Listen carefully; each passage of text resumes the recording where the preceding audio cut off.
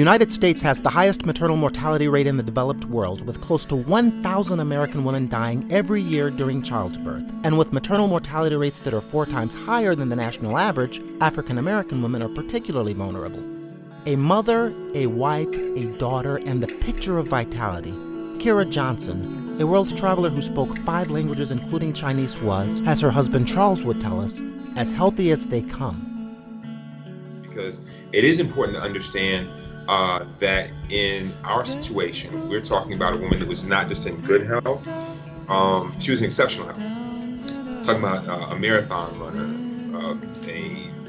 like her hobby was skydiving. She was a licensed pilot, right? Oh, really? Yeah. A licensed pilot? A licensed pilot. That was her hobby, man. So, so not to get too far off track. Pregnant with their second son, a child that they would call Langston, Charles recalls the day of Kira's scheduled cesarean section. It was a day full of, I would describe it as a day full of anxious excitement, right? Meaning that this had been a journey. Just kind of go through this. As many times I've told the story, I still kind of get emotional thinking about it. I've always wanted to be a father.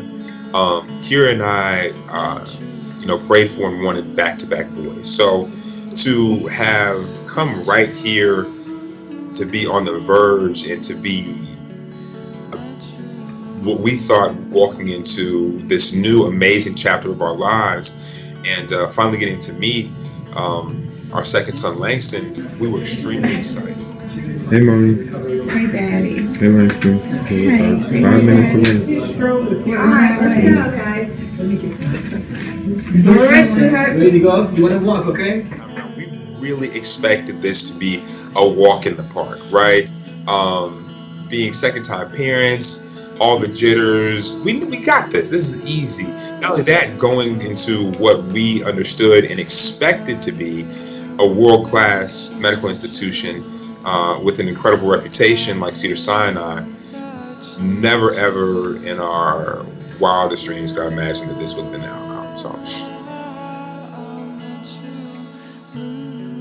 The outcome was one that, in the blink of an eye, would change this family forever. And then a few hours later, she's gone. Particularly to lose her like we lost her. That we know from every expert has said this was totally preventable. To truly understand what was lost when Kira died, you have to understand who Kira Johnson was. So we asked Charles, how does a guy meet a marathon-running, licensed pilot who likes to jump out of planes, travels the world, and speaks 5 languages? So we actually met at a mutual friend's birthday party, and I was leaving with a group of friends, and I was walking out, and I just see her just standing there with this look on her face, like she did not want to be there, like arms folded, and including gorgeous, but just like, I am not feeling this, right? And it was just interesting. Frankie Beverly's "Before I Let You Go" was playing, right? And I just started singing as I'm walking past her, and this huge smile. Oh man! And I was just done, right? And so I stopped, and I spoke with her, and I shot my best shot, fellas, right? So, and the rest is history. And so when you shoot your best shot and it drops, what do your friends think when you tell them about the marathon-running licensed pilot who likes to jump out of planes, travels the world, and speaks 5 languages that you're dating? As we were dating, I really think that my friends began to think that it was some imaginary friend that I was thinking of, right? Like, she did what now, bro? Yeah, bro. Okay. And then when they met her, and the more they were around her, they understood, right? And but she was so humble. She'd never tell you. Yeah, she never tell you. Yeah, just never. She'd never tell you all of Never this tell stuff. you any of it. So Charles's friend would call and say, "I'm planning a trip to China. Oh, you need to call Kira." And then she would negotiate stuff with them in Chinese, and then make a rank, that kind of stuff. Well, she may never have told you about all of this stuff, but to hear Charles and the judge tell it, life with this remarkable woman was an adventure. Take their friendly birthday competitions. They would try to outdo each other for birthday surprises. When it came to birthday surprises, though, Charles was no competition for Kira. We're talking about a woman that pulled off sneaking us in. We could tell you just what Kira was able to pull off and where she was able to sneak them into, but then we'd have to kill you. Trust us, though. It was amazing. We're talking about with military, CIA, Jason Bourne precision. Got it done. Game on. Now it was Charles's turn to surprise Kira for her birthday. I had a surprise to take us to Europe, and next thing you know, we were there, and then she put the end around on me, and we ended up in Monaco for the Monaco GP, and just outdid me in my own surprise, right? We here, and then what it was is we ended up in Monaco, which is where I wanted to go, but then she set this whole thing up. We watched the race it was just bad sister, man. I would have just given up and enjoyed the ride, man. Seriously. Gotta try, man. Gotta outdo each other. Gotta try. Yeah, man. You gotta try.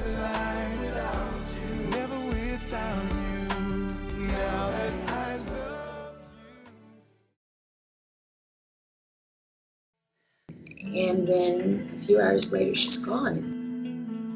A few hours after Kira arrived at the hospital for what was supposed to have been a routine cesarean section, she was gone. Charles recounts the cesarean section that ultimately led to her death. Well, I gotta tell you, it's interesting. At the time, I was so focused on her. A lot of the things that I came to realize were actually in retrospect somewhat, right? And you know, it's because you're there, you're behind that blanket.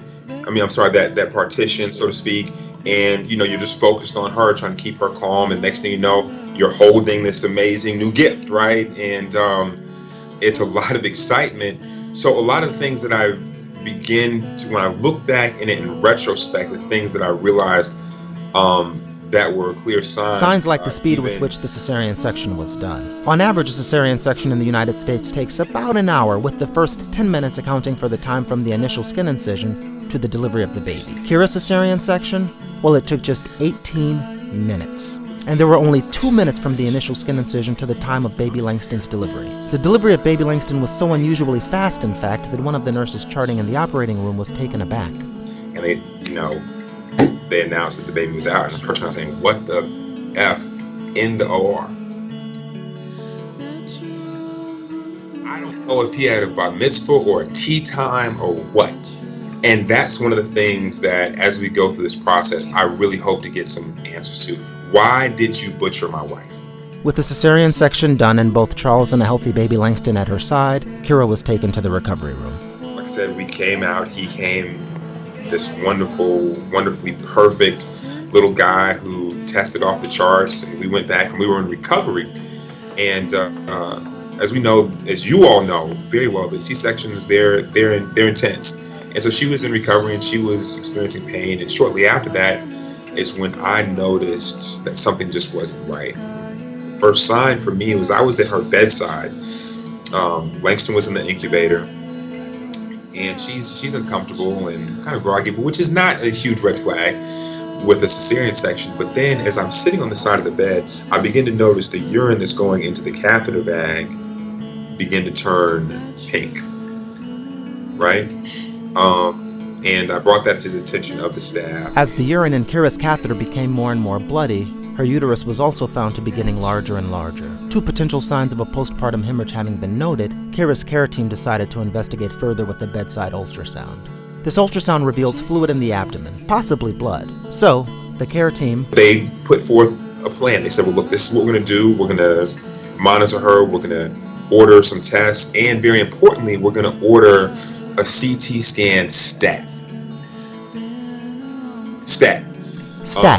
Meaning to be done immediately. Now, this order was placed at 6:44 in the evening. Hours continued to go by. There was no scan. Her condition deteriorates. She's beginning to lose color. She's continuing to complain of pain. No scan. I'm asking, where is the scan? They're saying, oh, it's coming. No scan. Doctor comes back, assesses the situation again. A few more hours go by, no scan. Oh, it's coming. Now, my level of concern is escalating.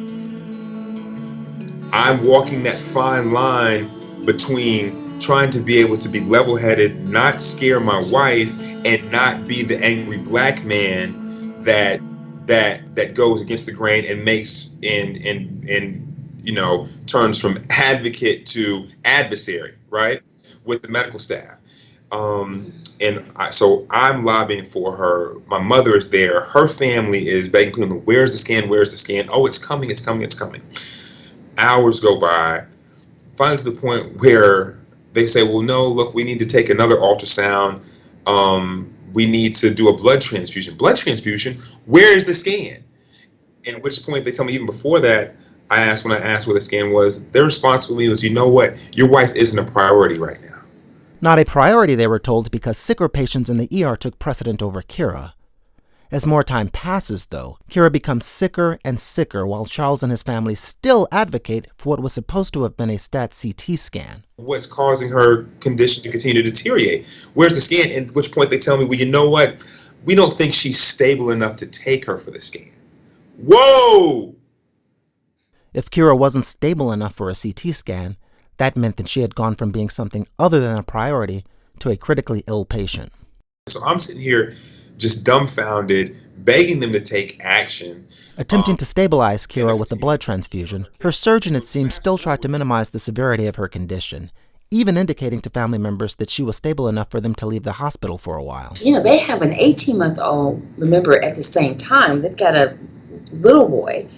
And so I left the hospital. First of all, I would never left the hospital. I went through a whole thing of tremendous guilt. Had I known, I would have called. I would call the world. But we were relying on what they said. And what her surgeon said was, hey, let's just see what happens. That was over and over. Well, let's just kind of see what happens. Sometimes these things resolve themselves. Sometimes these things resolve themselves. Sometimes, bleeding is uncommon. So it went from a thing of, okay, well, the doctor is saying this, and I'm saying, I'm concerned. Clearly something isn't right, but the doctor's telling me, you know what, let's just wait. Okay. But as time went by and I'm seeing her condition deteriorate, something's not right. Something definitely was not right. In spite of a blood transfusion, Kira was still becoming less and less stable. Her heart rate was rising while her blood pressure was becoming dangerously low. Kira was slowly bleeding to death. And the reality is that she should have been taken back to surgery to locate and control the bleeding long before it had ever gotten to that point. But her surgeon, unwilling or unable to acknowledge the severity of her condition, was hesitant. Right. And I'll share this with you all. And I'm not sure if you recognize it in the records, but the only way that she was able to get back to surgery is we actually had to go over her head to wake up the head of OB at home to go over the doctor's head to go back into surgery. So, after the head of the hospital's OB department was called on to intervene, Kira's surgeon finally agreed to take her back to surgery. Even then, though, while walking back to the operating room, he was still unwilling or unable to acknowledge the severity of her condition. Even as we're walking back there, he's saying to me, oh, don't worry about it. These things happen sometimes. I'm just going to go back in through the same incision I made before. I'm going to see what's going on. I'm going to fix it. This is the last thing he said to me, is your wife she'll be back in 15 minutes. That was the last time that any of Kira's loved ones would ever see her alive again. I tried time and again to pile stone upon stone, unbalance these scales. Now I am trying again. I can finally see the reason it fails. If you're heavy, then you'll never set sail. So get ready, it's time to admit you have lost a lover. Just one chapter over. They did not get her back into surgery, back into the OR, to try and address the issue until after midnight. Even the scan had been ordered stat at 6. When they took her back, they still had no idea what was causing it. When they opened her up, they found 3 liters of blood in her abdomen and she coded immediately. As doctors worked frantically to resuscitate Kira, I was out there for about 30 minutes and the residents came out. And as they're walking towards me, I can see the look on their faces just not good. And they're approaching me. So as they're approaching me, in my mind, I'm thinking worst case hysterectomy, and I'm preparing myself for that news. Right? Okay, we've been through a lot. I can take this. They approach me and they say, Charles, we need you to have a seat. And I'm like, okay, y'all are some kids. You've been watching too much television. You all are being real dramatic with this hysterectomy news. Come on, lay it on me. So I sit down, and they say to me, look, we couldn't be back there any longer without letting you know what's going on. What do you mean? And they go on to tell me that when they made the incision, she coded immediately, and that, but they were still working on her, but her situation was critical. So in my mind, it almost, at that point, it begins to sound like, they're still talking, but it sounds like Charlie Brown, right? It's like, wah, wah, wah, I don't hear anything else. And I stopped them, I said, look, ladies, thank you for coming out, but I need you to get back in there and bring my wife back. Thank you for sharing that, but get back in there and bring my wife. Because in my mind, I heard, she's critical, y'all still working on it. It's Kira. She's gonna be fine. Just get back there and fix it. Whatever's going on, fix it. Bring me my wife. Doctors continued to work on Kira, but she had been left hemorrhaging too long, and the damage, it had already been done. And I was out there for 45 minutes, an hour.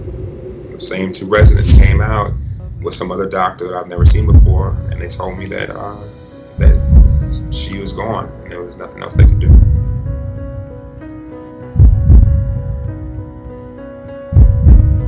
You heard right. The news of Kira's death was delivered to Charles by 2 resident doctors in training and by a third doctor that Charles had never met before. I want to be very clear as we talk about this that